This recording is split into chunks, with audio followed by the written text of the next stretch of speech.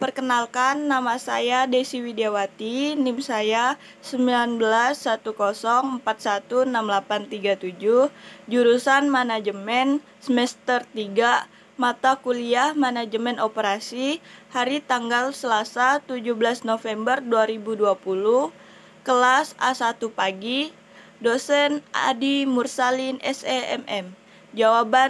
Ini jawaban saya UTS pada hari Selasa 17 November 2020. Nomor 1.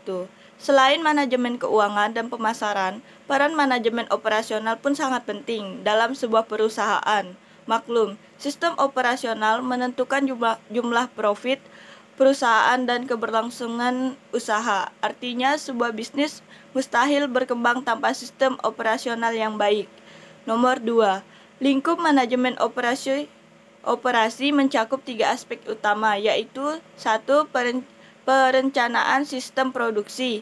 Perencanaan sistem produksi ini meliputi perencanaan produk, perencanaan lokasi pabrik, perencanaan lingkungan kerja, perencanaan standar produksi. 2.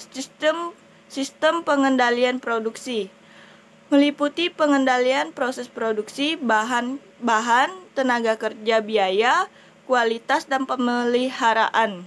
Nomor 3. Sistem informasi produksi. Aspek ini meliputi struktur organisasi, produksi atas dasar pesanan, mass production. Ketiga, aspek dan komponen-komponennya tersebut agar dapat berjalan dengan baik perlu planning, organizing, directing, coordinating, dan controlling. Nomor 3. Perbedaan barang dan jasa. Produk, barang, dan jasa tentunya memiliki perbedaan yang bisa digunakan untuk mengidentifikasi satu sama lain. Adapun ciri-ciri yang menjadi perbedaan barang dan jasa antara lain adalah barang 1. Produk memiliki wujud. 2. Produk dapat dimiliki, dijual, dikembali. Produk dapat disimpan, dipegang. 4. Produk dapat diangkut. 5. Produk dan konsumsi terpisah. 6.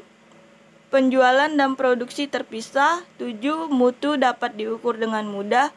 8. Otomisi mudah. 9. Produk menghasilkan penerimaan jasa. Produk tidak memiliki wujud. Produk tidak bisa dijual kembali atau sulit untuk dijual kembali.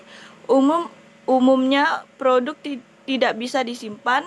Produksi dan konsumsi terjadi secara simultan. Mutu sulit diukur. Penjualan merupakan bagian dari jasa. Tinggi interaksi. Produk disediakan bukan dijual. Otomisi sulit dilakukan. Kumpulan jasa menghasilkan penerimaan. 4. Ada 3 fungsi aktivitas penting yang harus diperhatikan oleh sebuah perusahaan. A. Perencanaan, planning. Perencanaan adalah proses terpenting dari semua fungsi manajemen karena tanpa perencanaan, semua fungsi manajemen berikutnya tidak akan berjalan. B. Pengorganisasian, organizing. Pengorganisasian menyangkut bagaimana strategi yang dirumuskan dalam perencanaan dituangkan dalam organisasi, sebuah struktur organisasi yang tangguh dan tepat untuk mencapai tujuan yang sudah ditetapkan sebelumnya. Yang C. Pengarah, actuating. Proses program sebagai tanggung jawab menjalankan tujuan organisasi dan proses motivasi semua pihak dalam organisasi untuk menjalankan tugasnya dengan penuh kesadaran dan produktivitas tinggi. Nomor 5. 10 keputusan manajemen operasi yang paling terpenting. 1. Perancangan barang dan jasa. Perancangan barang dan jasa menetapkan sebagian besar proses transformasi yang akan dilakukan. Keputusan biaya, kualitas, dan sumber daya ke manusia bergantung pada keputusan perancangan. 2. Kualitas. Ekspektasi pelanggan terhadap kualitas harus ditetapkan peraturan dan prosedur dibekukan untuk mengidentifikasi serta mencapai standar kualitas tersebut. 3. Perancangan proses dan kapasitas. Keputusan proses yang diambil membuat manajemen mengambil komitmen dalam hal teknologi, kualitas, pengguna sumber daya manusia, dan pemeliharaan yang spesifik. Komitmen, pengeluaran, dan modal ini akan menentukan struktur biaya dasar suatu perusahaan. 4. Memilih lokasi. Keputusan lokasi organisasi, manufaktur, dan jasa menentukan kesuksesan perusahaan. 5. Perancangan tata letak, aliran bahan baku, kapasitas yang dibutuhkan, tingkat karyawan, keputusan teknologi, dan kebutuhan persediaan mempengaruhi tata letak.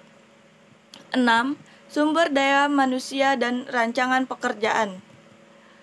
Manusia merupakan bagian yang integral dan mahal dari keseluruhan rancangan sistem.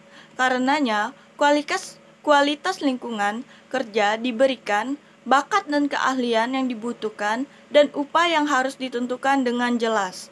7. Manajemen rantai pasokan. Keputusan ini menjelaskan apa yang harus dibuat dan apa yang harus dibeli. Nomor 8. Persediaan. Keputusan persediaan dapat dioptimalkan hanya jika keputusan pelanggan, pemasok, perencanaan, produksi, dan sumber daya manusia dipertimbangkan. 9. Penjadwalan. Jadwal produksi yang dapat dikerjakan dan efisien harus dikembangkan. 10. Pemeliharaan. Keputusan harus dibuat pada tingkat kehandalan dan stabilitas yang diinginkan. 6. Kita mempelajari manajemen operasional karena 4 alasan berikut. MO adalah satu dari 3 fungsi utama marketing, finance, operation dari setiap organisasi dan berhubungan secara utuh dengan semua fungsi bisnis lainnya. Semua organisasi memasarkan atau menjual, membiayai atau mencatat rugi laba, dan memproduksi mengoperasikan. Maka sangat penting untuk mengetahui bagaimana aktivitas MO berjalan. Kita mempelajari MO karena kita ingin mengetahui bagaimana barang dan jasa diproduksi. Kita mempelajari MO untuk memahami apa yang dikerjakan oleh manajer operasi. Dengan memahami apa yang dilakukan oleh manajer ini, kita dapat membangun keahlian yang dibutuhkan untuk dapat menjadi seorang manajer seperti itu. Hal ini akan membantu kita untuk menjelajahi kesempatan kerja yang banyak dan menggiurkan di bidang MO. Kita mempelajari MO karena bagian ini merupakan bagian yang paling banyak menghabiskan biaya dalam sebuah organisasi. Sebagian besar pengeluaran perusahaan digunakan untuk fungsi MO. Walaupun demikian, MO memberikan peluang untuk mengingatkan keuntungan dan pelayanan terhadap masyarakat. 7. Mencapai keunggulan persaingan melalui operasi. Persaingan dengan diferensiasi. Diferensiasi adalah membedakan penawaran organisasi dalam berbagai cara yang akan dianggap sebagai nilai tambah oleh konsumen. Jadi, diferensiasi adalah tentang bagaimana membuat keunikan. Peluang menciptakan keunikan tidak berada pada kegiatan atau fungsi pokok perusahaan, tetapi dapat muncul dari apapun yang dilakukan perusahaan. Jadi, diferensiasi dapat diciptakan pada setiap karakteristik fisik atau atribut pelayanan dari produk yang dihasilkan perusahaan yang berpengaruh pada nilai konsumen. Ini dapat berupa produk yang luas, fitur produk, atau pelayanan produk, seperti lokasi distribusi produk, delivery produk, atau jasa reparasi. Bersaing dengan biaya. Low cost leadership akan menghasilkan pencapaian nilai maksimum konsumen.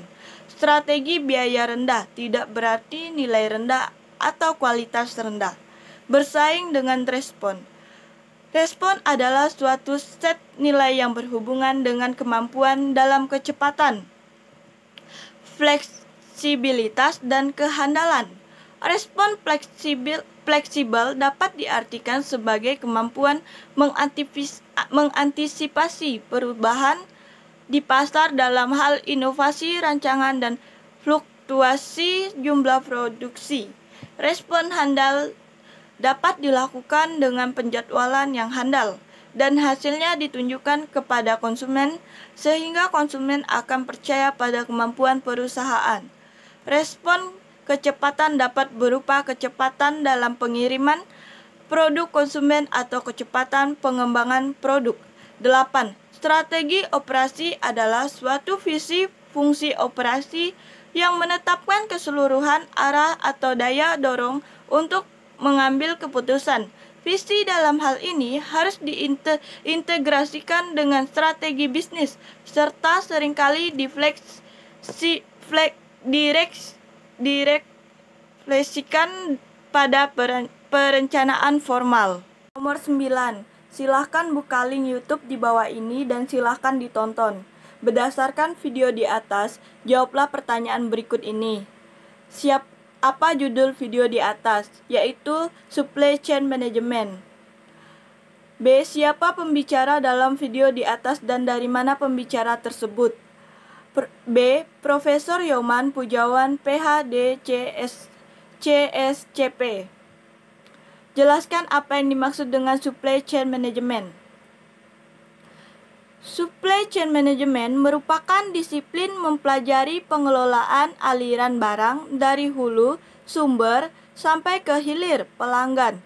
Efektif tidaknya SCM suatu perusahaan akan menentukan apakah mereka akan unggul atau kalah dalam persaingan.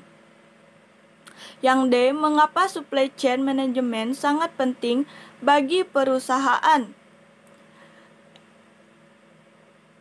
E. Jelaskan teori supply chain management yang dijelaskan oleh pembicara di dalam video di atas. F. Apa yang Anda dapat pelajari dan Anda dapat dari tonton video tersebut? Yang saya dapat dari video supply chain management yaitu merupakan menjadi alat metode atau pengelolaan sehingga supply dapat berjalan dengan baik. Terima kasih.